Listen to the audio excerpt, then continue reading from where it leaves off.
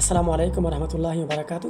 আজকে আমি আপনাদেরকে দেখাবো কীভাবে আপনারা ইনস্ট্যান্টলি ইংরেজি যে কোনো পেজকে আপনার বাংলা করবেন। সেজন্য আমি আপনাদেরকে দেখানোর জন্য আমি চলে গেলাম ক্রোম ব্রাউজারের মধ্যে।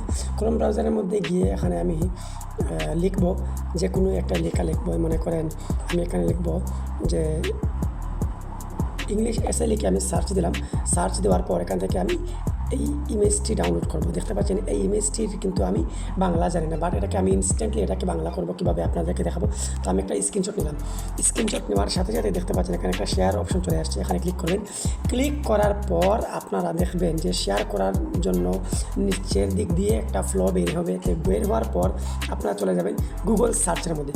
এই গুগল সার্চের মধ্যে যাওয়ার পর এই ছবিটা গুগল সার্চের মধ্যে নিয়ে যাবে।